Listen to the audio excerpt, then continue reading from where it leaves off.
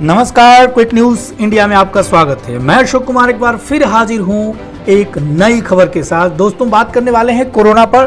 दरअसल कोरोना ने बहुत ही कहर बरपाया है देश दुनिया के अंदर। खासकर भारत ने इसकी त्रासदी को बहुत बुरी तरह झेला है। इसकी पहली और दूसरी लहर आ चुकी है और दूसरी लहर थमती नजर आ रही है, लेकिन उसी के बीच एक चिंता की खबर ये है कि इसके नए वेरिएंट्स आ गए हैं जो डेल्टा वेरिएंट्स के नाम से जाने जाते हैं, और ये डेल्टा वेरिएंट काफ़ी ख़तरनाक माना जा रहा है।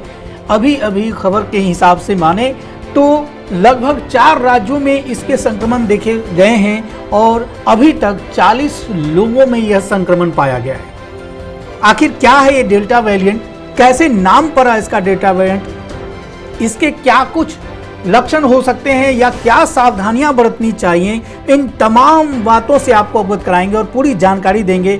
और ये भी बताएंगे कि ये तीसरी लहर का एक दस्तक है, इसलिए सरकार के लिए चिंता का सबब भी बना हुआ है।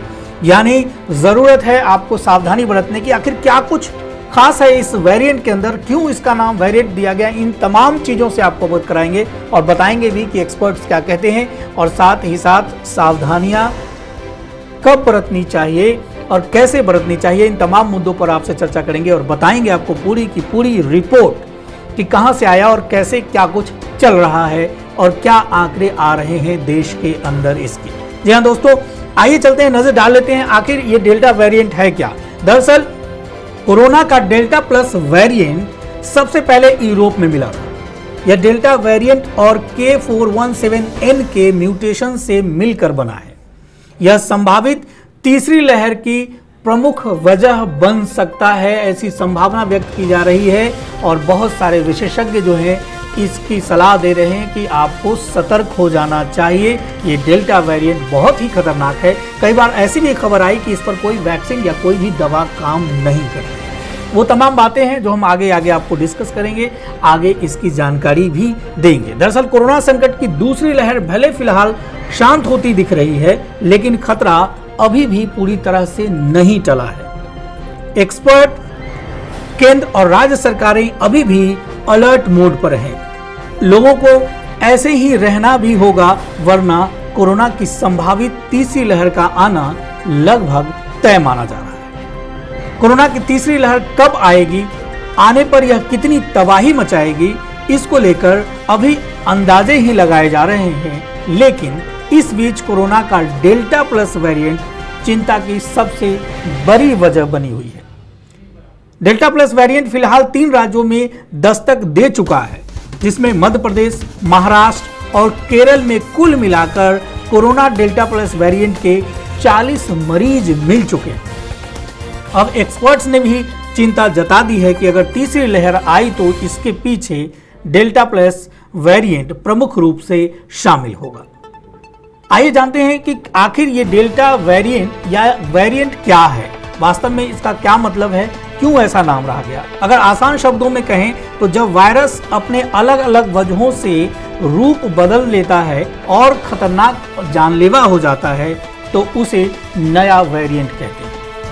कोरोना भी बाकी कई वायरसों की तरह रूप बदलकर नए वेरिएंट में सामने आ रहा है, जो पिछले वीडियो में भी कई बार मैंने आपको इसके विषय में जानकारी दी थी कि आखिर कोरोना वायरस क्या है, डेल्टा वायरस क्या है, वेरिएंट क्या है। यानी वेरिएंट क्या है, जब वो अपने रूप को बदलकर ज़्यादा खतरनाक फॉर्म में आ जाता है तो वो वेरिएंट के रूप में जाना जाता है। आखिर इसका वेरिएंट नाम क्यों दिया गया और किसने दिया, इस पर हम आपको जानकारी उपलब्ध कराएंगे। पहले जिस देश में कोरोना का वो वेरिएंट सबसे पहले सामने आया था, उसके नाम से उसे जाना जाता था, लेकिन फिर WHO ने यानी वर्ल्ड हेल्थ ऑर्गेनाइजेशन ने इसको नए नाम दिए। अब कोरोना के वेरिएंट्स को अलग अलग नामों से जाना जाता है, जिसमें delta, kappa, alpha, beta, gamma आदि नाम। जी हाँ दोस्तों, आखिर ये कोरोना डेल्टा प्लस वेरिएंट है क्या, इससे भी आपको हम अवगत कराएंगे। दोस्तों, टेक्नोलॉजी से जुड़ी हुई खबर हो, कोरोना से जुड़ी हुई खबर हो, या फिर किसी विज्ञान से जुड़ी हुई खबर हो, वातावरण से जुड़ी हुई खबर हो, खेल जगत हो, बॉलीवुड हो, तमाम जानकारियां समय समय पर हम आपको देते रहते हैं और आगे भी देते रहेंगे। लेकिन आपको ये न्यूज़ अपडेट रेगुलर मिलती रहे, सही समय पर मिलती रहे, इसके लिए ज़रूरी है कि आप हमारे चैनल को सब्सक्राइब करें, शेयर करें और कमेंट भी करें। अगर हमारे द्वारा दी गई जानकारी या हमारा वीडियो आपको पसंद आता है तो लाइक करना बिल्कुल भी ना भूलें। आइए जान लेते हैं डेल्टा प्लस वेरिएंट के अंदर क्या कुछ खास है। अब बात करते हैं डेल्टा प्लस वेरिएंट की, अगर तो ये डेल्टा वेरिएंट के रूप में हुए बदलावों की वजह से बना है। यानी डेल्टा वेरिएंट B.1.617.2 जो कि पहले भारत में मिला था, फिर बाद के महीनों में यह दूसरे कई देशों में भी पाया गया। कोरोना के डेल्टा प्लस वेरिएंट में इसके स्पाइक प्रोटीन में K417N बदलाव हुआ है। डेल्टा प्लस वेरिएंट को पहले B.1.617.2.1 कहा जाता था। यह सबसे पहली बार यूरोप में मिला था। स्पाइक प्रोटीन कोरोना वायरस का वो जरूरी हिस्सा है जिसकी वजह से ही वायरस मानव शरीर में घुसकर इन्फेक्शन पैदा करता है।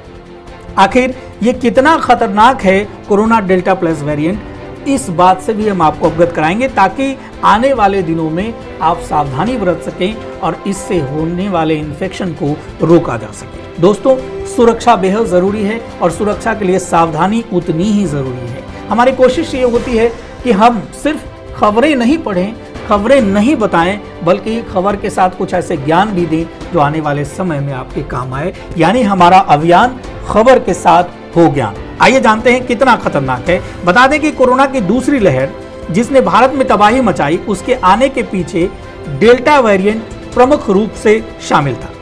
अब खतरा डेल्टा वेरिएंट के विकसित रूप यानी डेल्टा प्लस वेरिएंट का है।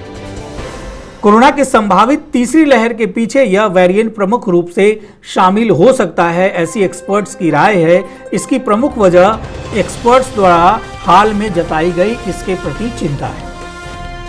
भारत के टॉप विषाणु विज्ञानी और इनसैककॉग के पूर्व सदस्य प्रोफेसर शाहिद जमील ने इस पर चिंता जताई। उन्होंने कहा कि डेल्टा प्लस वेरिएंट वैक्सीन और इम्यूनिटी दोनों को चकमा दे सकता है। इसका मतलब वैक्सीन, जिसे अब तक कोरोना से लड़ाई में सबसे बड़ा हथियार माना जा रहा था, अगर डेल्टा प्लस वेरिएंट उसे भी भेद कर अपनी चपेट में ले सकने की ताकत रखता है तो स्थिति निश्चित रूप से गंभीर होने वाली है। डेल्टा प्लस वेरिएंट पर वैक्सीन के संभावित रूप से असर ना करने की आशंका आखिर क्यों है?